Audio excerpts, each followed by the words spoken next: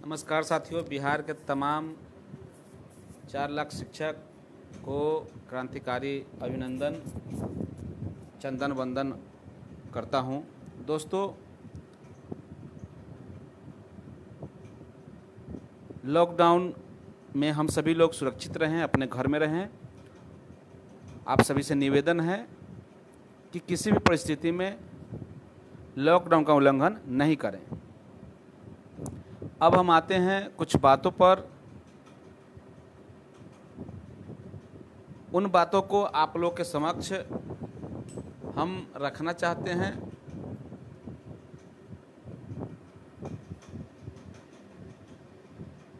बिहार में 4 मई को, जैसा कि शिक्षा विभाग के द्वारा वार्ता की पहल करते हुए हड़ताल को समाप्त कराया गया। अब स्थिति यह है कि वार्ता तो समाप्त हो गया, लेकिन विभाग के द्वारा बहुत सारी बातें हैं जो अभी भी क्लियर नहीं किया गया। आज की तिथि तक क्लियर नहीं किया गया। लगातार हम सभी लोग बुद्धिजीवी हैं। लॉकडाउन को उल्लंघन हम लोग के स्तर से नहीं किया जाता है, लेकिन अभी हम सभी लोग देख रहे हैं कि जो हड़ताल से वापस होने के बाद शिक्षकों के द्वारा जो ज्वाइनिंग की प्रक्रिया बताई गई, वह लॉकडाउन उल्लंघन का एक माध्यम बना और लॉकडाउन उल्लंघन किया गया।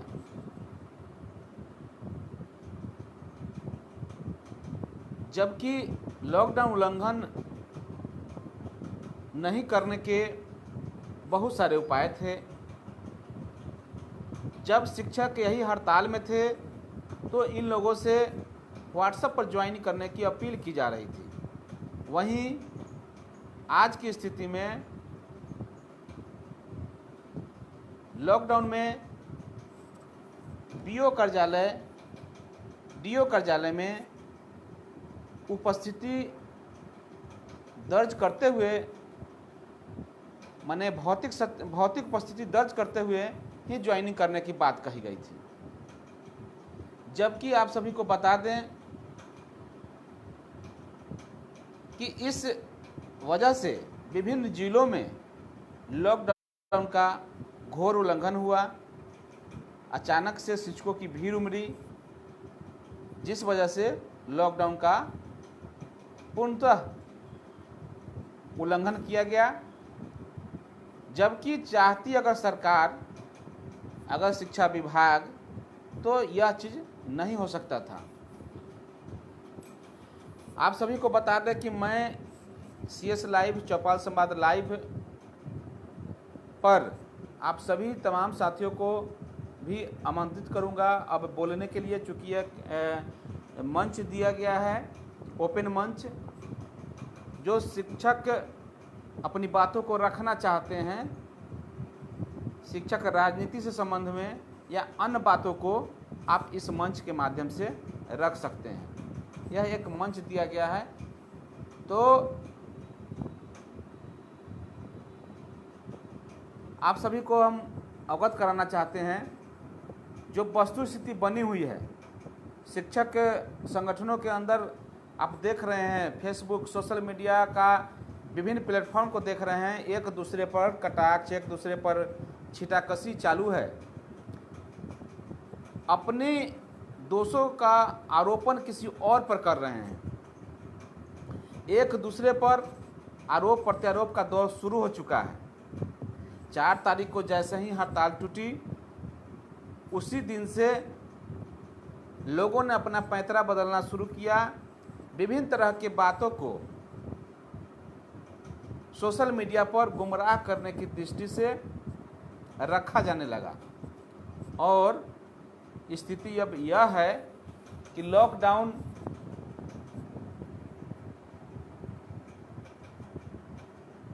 में भी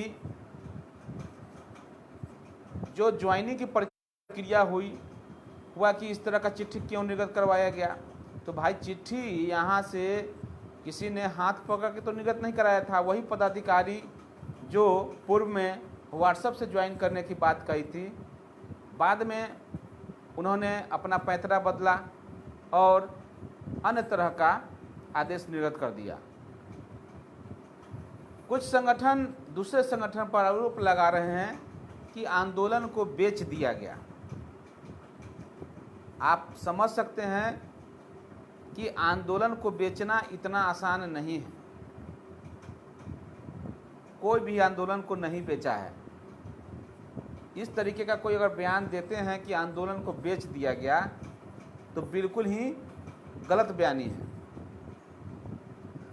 हर आदमी, हर इंसान अपनी सोच को देखे, अपने सोच से समझे, तो आपको लगेगा कि आंदोलन आपका जो स्थिति था, शिक्षकों का जिस तरह से वापसी का होने का क्रम जारी हो चुका था, जो विभागों का रिपोर्ट बता रहा था, उसके हिसाब से आपका आंदोलन धीरे धीरे कमज़ोर हो रहा था। जिस वजह से अगर वो आंदोलन को अगर स्टॉपेज नहीं करते तो संभवतः शिक्षक चले जाते स्कूल में और सिर्फ नेतृत्वकर्ता वर्ग बच जाते। तब इस आंदोलन की और भी ज़्यादा फजीहत होती। अब आते हैं कि बजनंदन शर्मा जी को लोग कह रहे हैं कि उनको नियोजित का संयोजक क्यों बनाया गया। मैं विभिन्न मंचों से, विभिन्न चैनलों के माध्यम से, विभिन्न लाइव के माध्यम से मैंने हर बार कहा है, कहीं ना कहीं हम लोगों की आपसी जो कमजोरी है उसको छुपाने के लिए हम लोग बजनंदन शर्मा जी को संयोजक हम लोगों ने बना लिया। अब आप पूछेंगे कि कैसे? सीधा सा इसका फॉर्मूला है, हम सभी में, हम नियोजित शिक्षकों में एकता नहीं है। किसी भी तरह का कोई एकता हम लोगों के बीच दिल से नहीं है। समन्वय समिति जरूर बन गया, लेकिन आपसी समन्वय नहीं बन पाया। संगठनों के अंदर कोई समन्वय काम नहीं कर रहा था। कोई संगठन कोई अपना कार्यक्रम निर्धारित कर रहा है, तो कोई समन्वय का घटक कुछ और अपना कार्यक्रम निर्धारित कर रहा है। अब कौन क्या कार्यक्रम निर्धारित किया, ये आप लोगों के समक्ष बिल्कुल प्रस्तुत है, सब लोग जान रहे हैं। तो उससे हमें समझने की जरूरत है। हड़ताल जिस दिन टूटी, उस दिन लोगों ने, जो संगठनों के पदाधिकारी हैं, हालांकि संगठन के जो पदाधिकारी होते हैं वह निश्चित तौर पर अंधभक्त होते हैं। अंधभक्त इसलिए कह रहे हैं, अंधभक्त होना जरूरी भी है, क्योंकि आप जिस संगठन में रहते हैं उसकी अंधभक्ति करनी ही होती है। नहीं करेंगे तो संगठन से आप बाहर हो जाएंगे।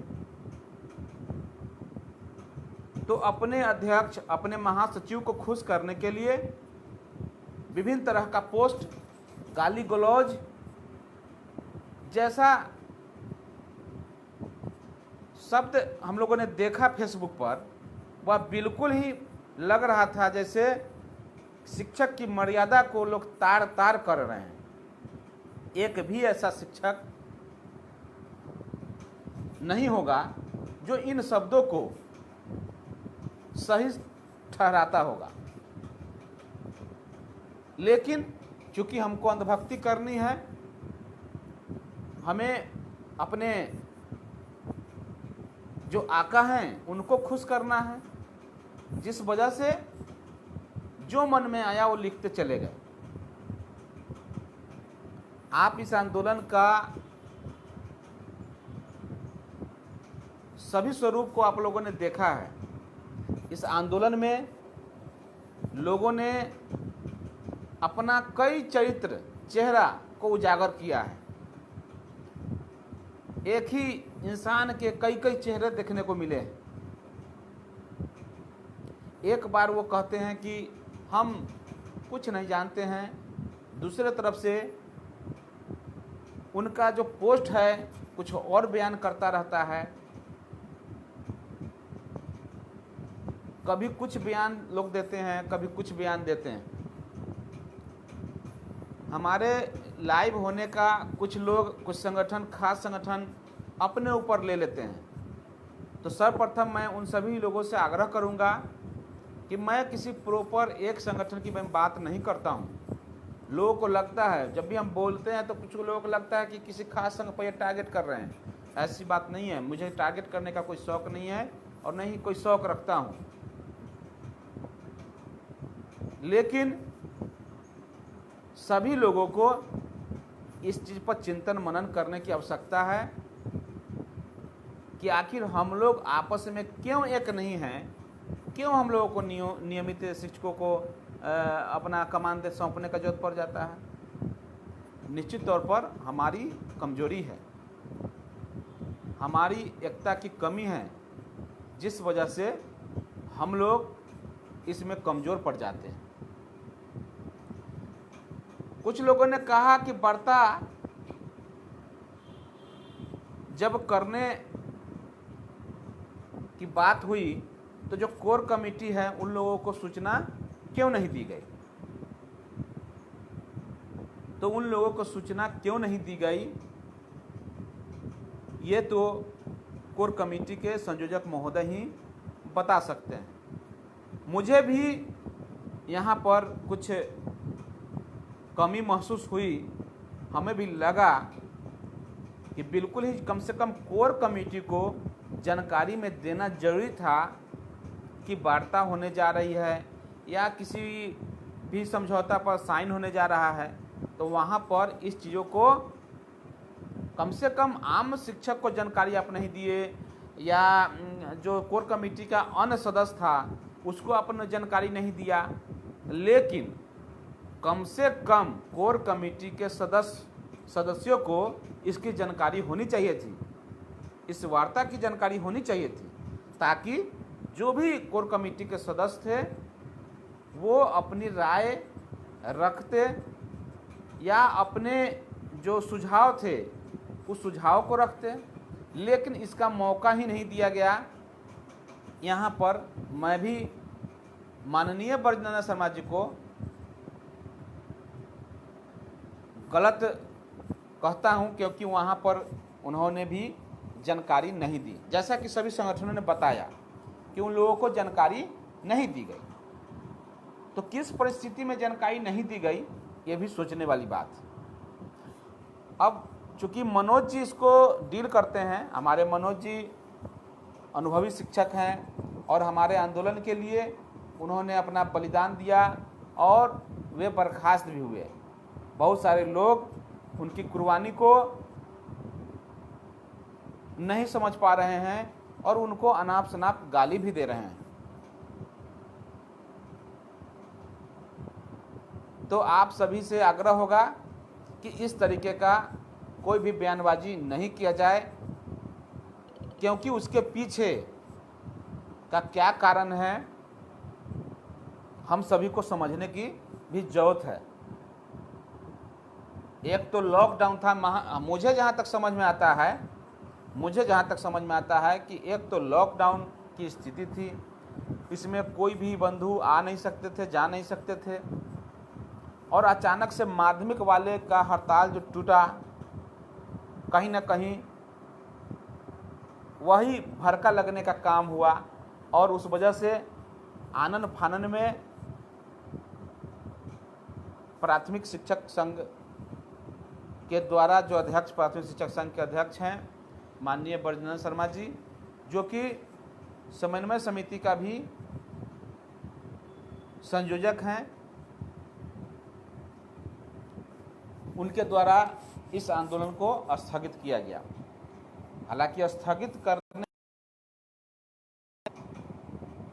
दबे जुबान से सराहना ही की है। मैं जहां तक समझता हूं कि लोगों ने सराहना ही की है।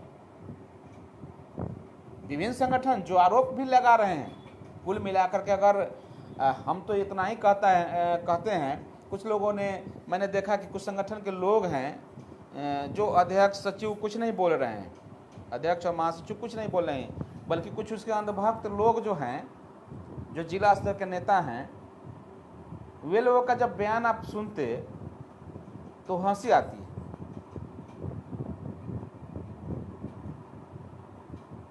आप आंदोलन को बेचने की जो बात करते हैं, आप आंदोलन को बचा सकने में कहाँ कामयाब थे? अगर आप इतना ही कामयाब होते तो मैंने या किसी ने नहीं रोका था कि इस आंदोलन को आगे आप भी जारी रखिए। खुद ब्रजनंदन शर्मा जी ने नहीं रोका था आपको, इस आंदोलन को जारी रखिए, नहीं रखिए। आप समझ सकते हैं कि ठीक है, मान लीजिए ब्रजनंदन शर्मा जी को आज आरोप लगा रहे हैं कि उन्होंने बेच दिया। कैसे बेच दिया भाई? आप अपने आंदोलन को बचाने के लिए आपने क्या किया? मैं उन तमाम 2800 संगठन से पूछना चाहता हूं कि आप आंदोलन को बचाने के लिए क्या किए? अगर ब्रजनंदन शर्मा जी का ही सब निर्णय मान्य था, सब निर्णय जब मान्य था तो हड़ताल जब टूटा या उन्होंने तोड़ दिया, सहमति पत्र पर साइन कर दिया, तो कोई भी संगठन तो निकल कर के सामने नहीं आए कि हम आंदोलन को जारी रखेंगे। आंदोलन को जारी रखने के लिए अगर मान लीजिए कि हम 28 संगठन में एक संगठन को निकाल देते हैं तो 27 संगठन हड़ताल को जारी रखने के लिए तैयार थे ना भाई। तो यहाँ तो बहुलता की सरकार होती है, बहुलता की मान सम्मान होता है, तो फिर आपने, हम सब ने क्यों नहीं उनका विरोध किया और क्यों नहीं उनको छोड़ करके हम लोग हड़ताल को आगे जारी रखें? इस पर भी सोचने की जरूरत है। सिर्फ हंगामा आप लोग के द्वारा, शिक्षकों के द्वारा, कुछ अंधभक्तों के द्वारा, कुछ फर्जी आईडी के द्वारा लगातार एक दूसरे पर छींटाकशी करने के अलावा कोई काम नहीं है।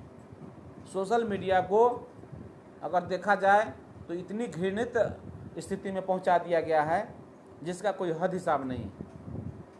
इसी वजह से बहुत सारे शिक्षक साथी सोशल मीडिया को छोड़ चुके हैं।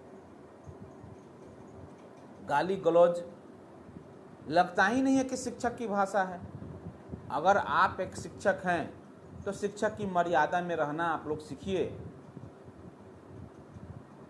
हम सभी एक रोल मॉडल के रूप में काम करते हैं, न सिर्फ समाज में बल्कि इस देश के लिए भी रोल मॉडल का काम हम लोग करते हैं। स्कूलों में हम शिक्षा देते हैं कि कैसे एक दूसरे के साथ व्यवहार करना चाहिए, कैसे गाली गलौज नहीं करना चाहिए, लेकिन यहाँ तो शिक्षक की जो स्थिति बनी हुई है वो खुद में ही इतना गाली गलौज करते हैं जिसका कोई हद हिसाब नहीं है। गाली गलौज में लगता है लोगों ने पीएचडी की उपाधि प्राप्त कर ली है, और कौन डिस्ट्रिक्ट लेवल का गाली गलौज करने वाला है नेता, कौन प्रदेश स्तर का है और कौन राष्ट्रीय स्तर का है, लगता है कि इसका कंपटीशन शुरू हो चुका है। तो इस कंपटीशन से बाहर निकलिए। कुछ नहीं बिक रहा है। आंदोलन को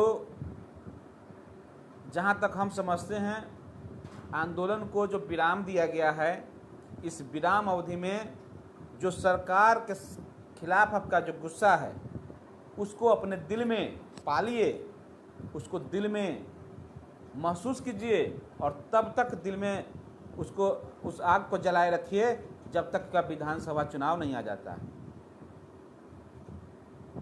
इस बीच में एमएलसी का चुनाव है। उस चुनाव में भी वैसे जो शिक्षक नेतृत्वकर्ता, जो शिक्षक के प्रतिनिधि बने हुए हैं और जिसने हम लोगों के लिए एक शब्द भी बोलने का काम नहीं किया है, अपनी बातों को सरकार तक पहुंचाने का काम नहीं किया है, वैसे प्रतिनिधियों को हटा देने की जरूरत है और वैसे लोगों को लाने की जरूरत है जो आपके मान सम्मान की रक्षा करता हो, आपके लड़ाई के साथ रहता हो, वैसे लोगों को आप चुनिए। और यह एक ट्रेलर होगा, जो विधानसभा चुनाव होने वाला है उसका एक ट्रेलर होगा, जो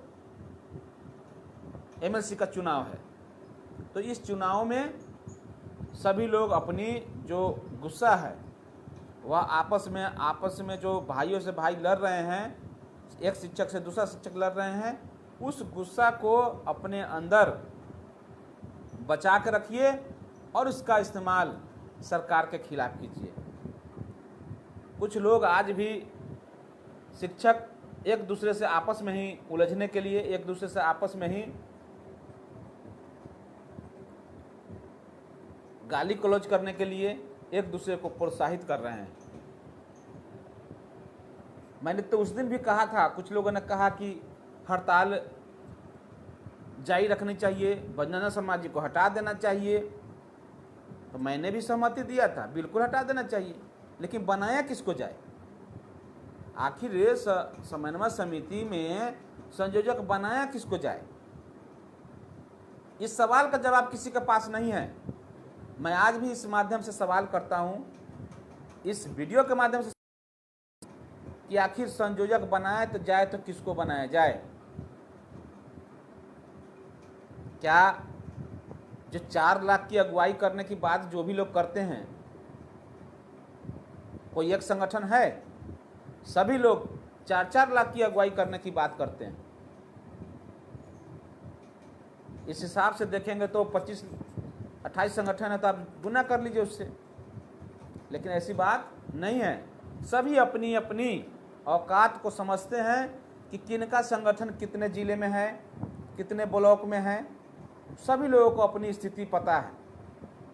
ऐसे में सिर्फ हो हल्ला करना कि आंदोलन को बेच दिया गया, तो भाई आंदोलन को बेचा कौन है? भाई कोई नहीं बेचा।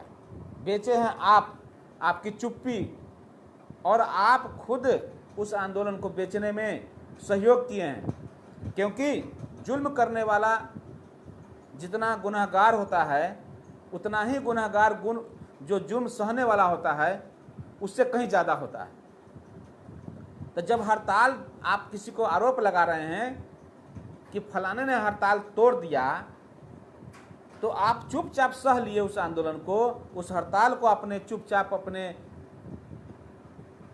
आंदोलन वापसी को स्वीकार कर लिया, तो उसका दोषी आप भी हैं। इसका मतलब मैं 2800 संगठन को मैं दोषी मानता हूं। तो मैं कह रहा था कि लोगों को सिर्फ दोष देना, सिर्फ दूसरे पर दोष आरोपण कर देना, यह उचित नहीं है। दोषारोपण करना कहीं से भी मैं समझता हूं कि उचित नहीं है। हमें समझना होगा कि गलती हम सबने की है और इसे मान लेने में ही भलाई है। हम अगर कहते हैं कि हमने गलती नहीं किया, हमारा संगठन ने साथ दिया तो साथ दिया और हम चाहते थे कि आंदोलन हो, तो आप इतना समझिए कि मैं इतना ही कहूँगा कि आप शिक्षकों को सिर्फ और सिर्फ बलगराने का काम कर रहे हैं और कुछ नहीं। सच्चाई यह नहीं है। सच्चाई से अवगत होना है तो आप से उम्मीद हम करते हैं कि 4 लाख के जो दावे करते हैं, तो आप लोग जो 4 लाख अगर बड़े बड़े संगठन जो मानते हैं, 4 संगठन मुख्य संगठन, मैं आज भी मानता हूँ, मैं भी मानता हूँ कि बड़ा बड़ा संगठन कुछ लोग हैं, तो अगर संगठन रखते हैं तो 4 लाख की दावेदारी करते हैं तो 16 लाख हो गया, जबकि टीचर तो 4 ही लाख है। तो इस हिसाब से अगर हम अपनी कैलकुलेशन करें तो 1-1 लाख आपके पास आदमी है, बाद बाकी संगठन कोई काम का नहीं है, मान लीजिए थोड़ा देर के लिए। तो आप इस आंदोलन को जारी क्यों नहीं रख सके?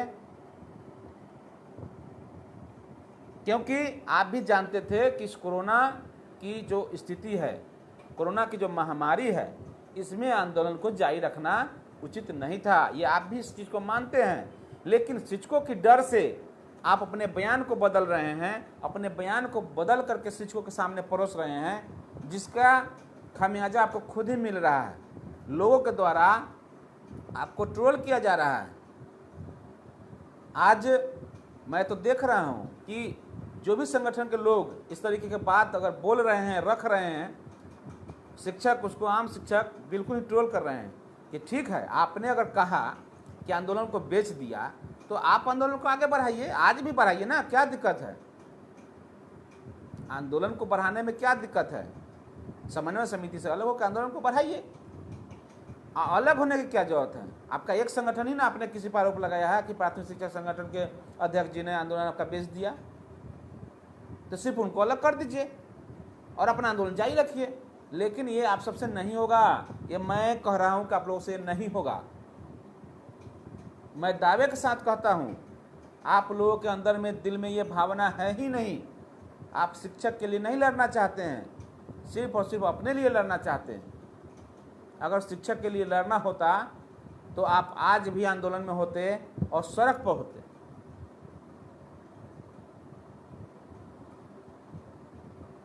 मैंने जो 2 तारीख का मेरा जो लाइव था, 2 या 3 तारीख ध्यान नहीं है, तो उस दिन मैंने कहा था कि समन्वय समिति में सिर्फ समन्वय नाम का है, किसी के बीच में आपस में दिल में मिलावट नहीं है, मेल नहीं है, कहीं ना कहीं उसमें मिलावट रह गया है। तो उस चीज़ को दूर कीजिए और दोषारोपण बंद कीजिए, आगे की सुध लीजिए जो गलतियां हुई हैं। हालांकि मैं नहीं समझता कि किसी संगठन से गलती कोई हुआ है, क्योंकि कितना अच्छा आंदोलन चल रहा था। एक समय में जो आंदोलन का स्वरूप था बहुत ही बृहत हो चुका था और हम सभी लोग फ्रंट फुट में आ गए थे, लेकिन कोरोना महामारी आकर के हम लोगों के बीच इस आंदोलन को कमजोर कर दिया।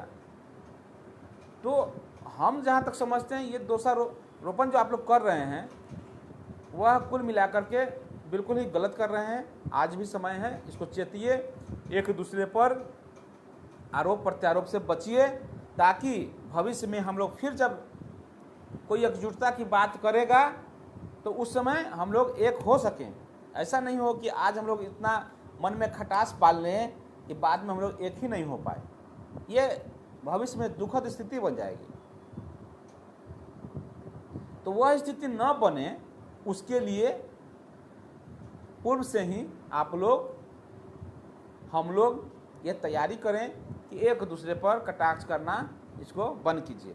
रही बात कि आपको अगर समन्वयक पर विश्वास नहीं है तो आप अपने आपस में ही, जब तक आपका दिल नहीं मिलेगा, समन्वयक आप नियोजित का नहीं चुन पाएंगे।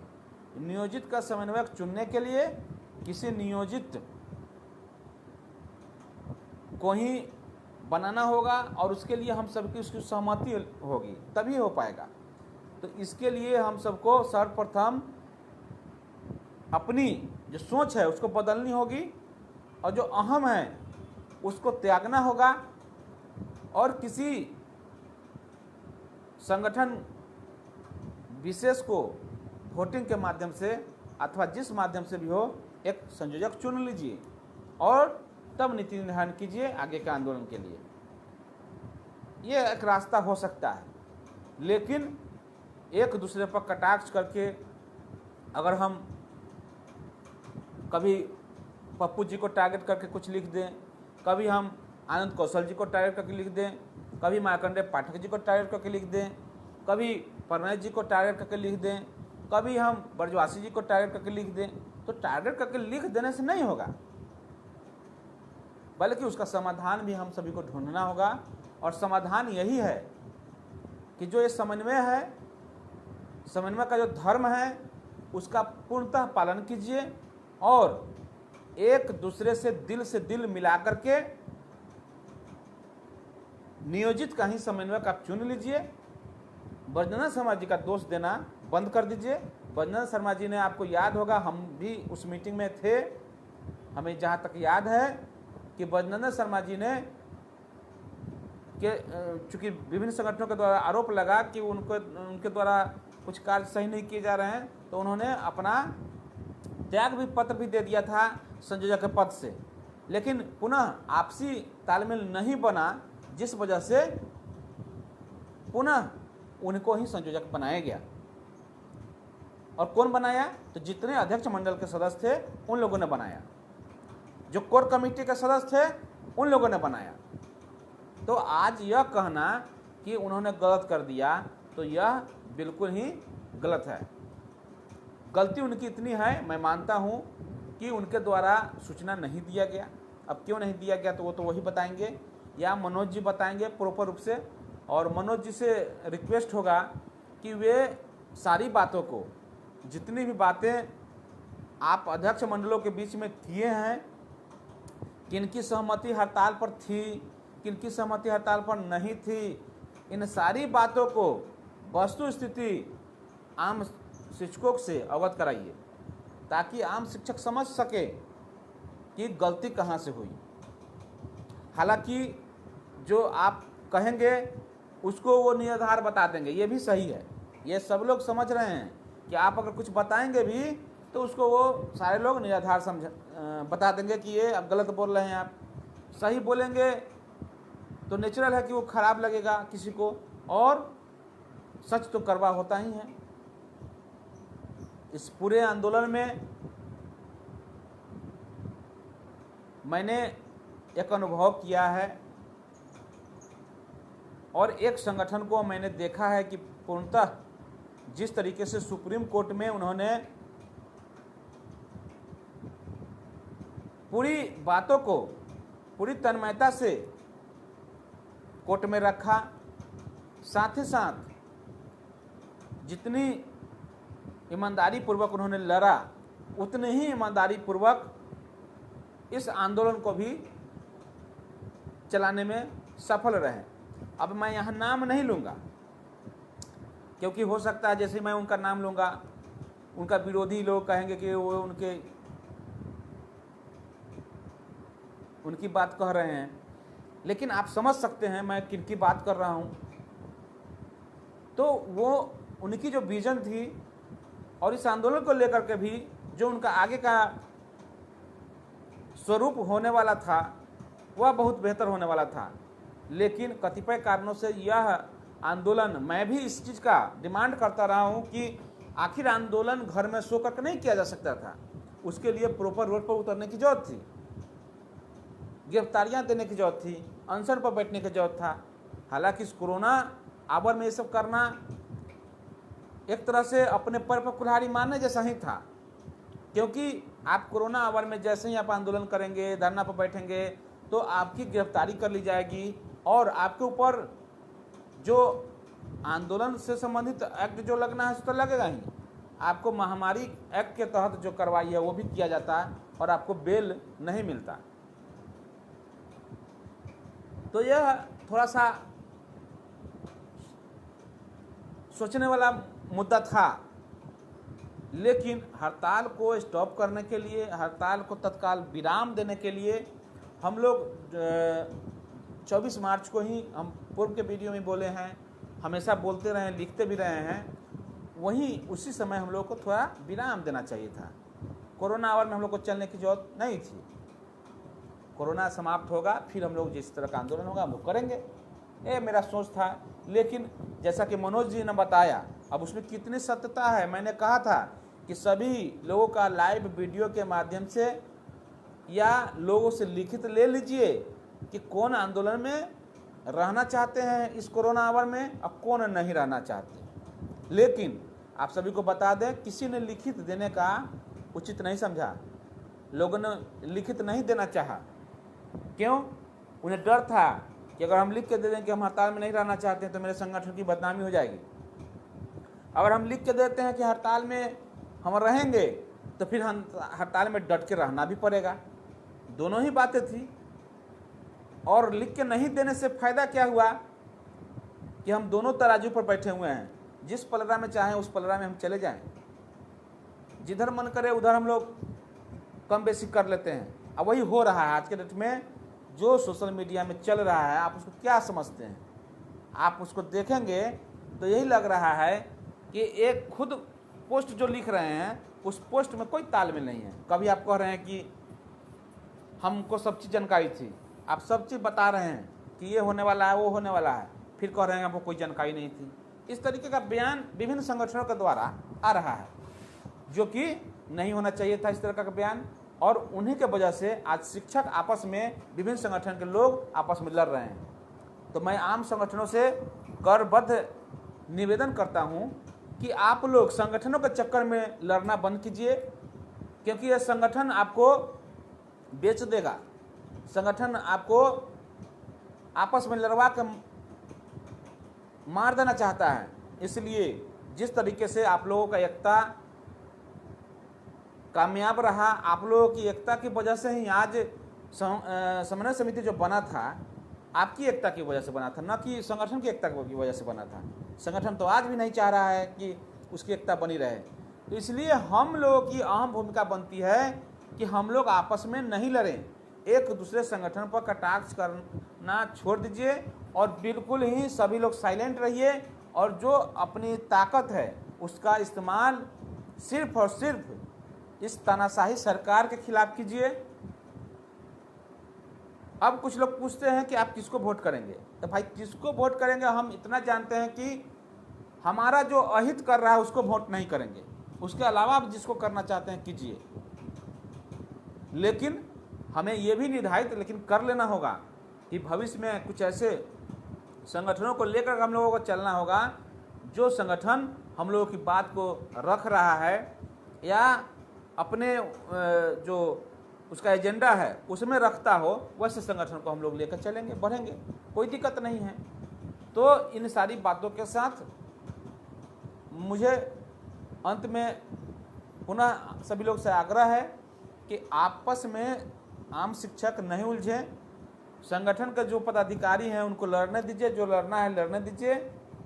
आम शिक्षक को उसमें पढ़ने की जरूरत नहीं है।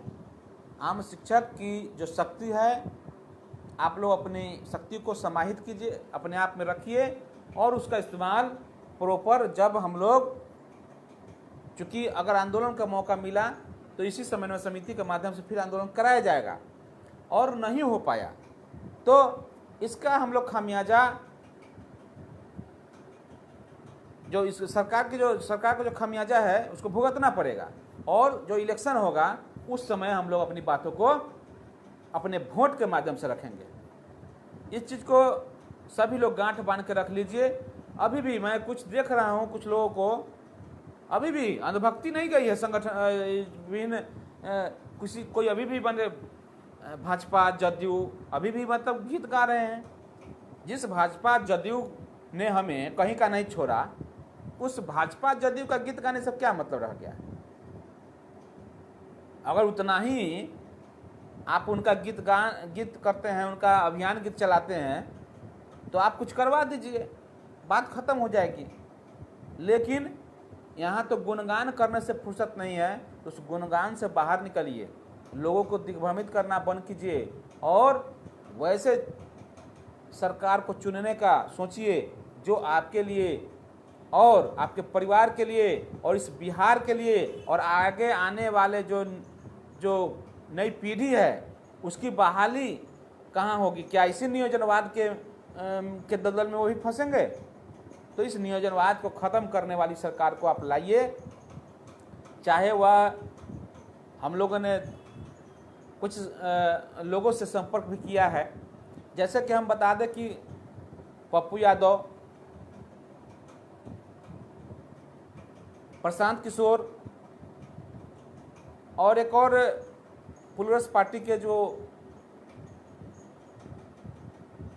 पुष्पम प्रिया शायद उनका नाम है, उनके द्वारा जो अभियान चलाया जा रहा है, जो शिक्षा के प्रति उनका जो सोच है, और आप पार्टी के हमारे मुन्ना जी प्रदेश प्रवक्ता हैं बिहार के, उनसे भी हमारी बात हुई है।